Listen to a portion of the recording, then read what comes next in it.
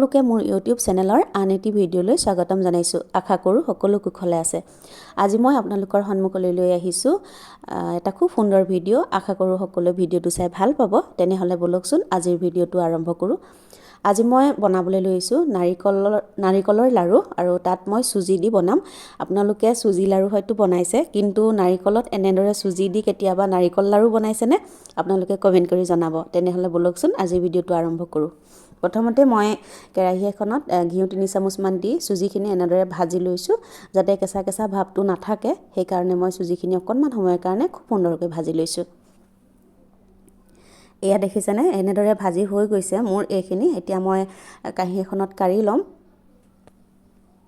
এয়া এনেদৰে আপোনালোকে ইমান সময়লৈকে ভাজিব। বৰ বেছিকৈ ভাজিলেও চুজিখিনি ৰঙচুৱা হৈ পৰিব, সেইকাৰণে ইমান সময়লৈকে ভাজিব যাতে অকণমান কেঁচা ভাৱটো আঁতৰে।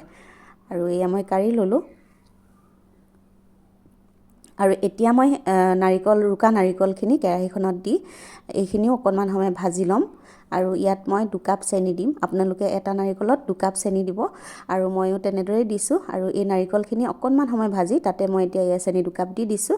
আৰু এইখিনিও খুব সুন্দৰকৈ মই চেনিখিনি গলি যোৱালৈকে ভাজি ল'ম।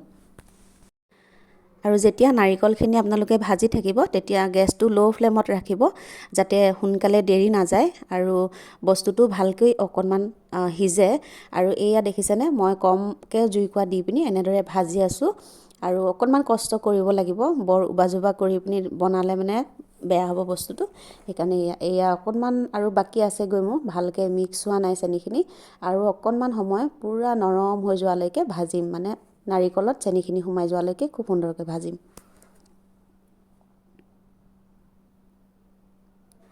আৰু এয়া মোৰ নাৰিকলখিনি খুব সুন্দৰকৈ গলি গৈছে, ইয়াত চেনিখিনি সোমাই গৈছে। এয়া দেখিছেনে আপোনালোকে, এয়া মোৰ হৈ গ'ল। আৰু এতিয়া মই কেৰাহীখন নমাই অকণমান সময় ঠাণ্ডা হ'বলৈ দিম। আপোনালোকে বৰ বেছি দেৰিলৈকেও নথব, বেছিকৈ ঠাণ্ডা হৈ গ'লে অকণমান মুঠিয়াই বনাবলৈ বস্তুটো বেয়া নহয়গৈ। আৰু এয়া মই তাতে 3 মুঠিমান দি দিছোঁ চুজি।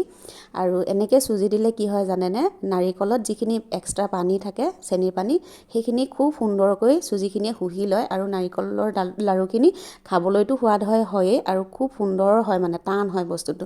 আৰু এয়া মই এনেদৰে বনাই গৈ আছোঁ। গৰমে গৰমে আপোনালোকে বনাব, বেছি ঠাণ্ডা হ'বলৈ নিদিব। বৰ বেছি গৰমেও নবনাব, হাতখন পুৰিব। অলপ মিডিয়ামত ৰাখিব, মানে বৰ বেছি ঠাণ্ডাও নহয় গৰমো নহয়। এনেদৰে এয়া মই বনাই গৈ আছোঁ।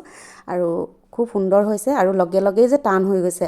আপোনালোকে এনেদৰে কেতিয়াবা নাই বনোৱা যদি বনাই চাব, বহুত ভাল হ'ব খাবলৈ। কাৰণ কিয় জানেনে, ঘিউ দি পিনি যে আমি চুজিখিনি ভাজোঁ, সেই ঘিউ মানে ফ্লেভাৰটো আহি যায়, খুব ধুনীয়া লাগে নাৰিকলৰ লাড়ুখিনি খাই। আৰু মই এয়া পূৰা 1 কাঁহী হৈ গ'ল বনাই, ইয়াত 25টামান হ'ল নেকি লাড়ু। অলপমান খালেগৈ আমাৰ ল'ৰাহঁতে নি। আৰু এয়া খুব সুন্দৰ টান হৈছে। মই ওপৰৰ পৰা আপোনালোকক পেলাই দেখাইছোঁ, দেখিছে বহুত ধুনীয়া টান হৈছে। আৰু এইখিনিয়ে আছিলে আজিৰ ভিডিঅ'টো। আপোনালোকে যদি ভিডিঅ'টো ভাল পাইছে, তেনেহ'লে লাইক, কমেণ্ট আৰু শ্বেয়াৰ কৰি দিব। আকৌ লগ পাম আন এটি ভিডিঅ'ৰ সৈতে। তেতিয়ালৈকে বাই।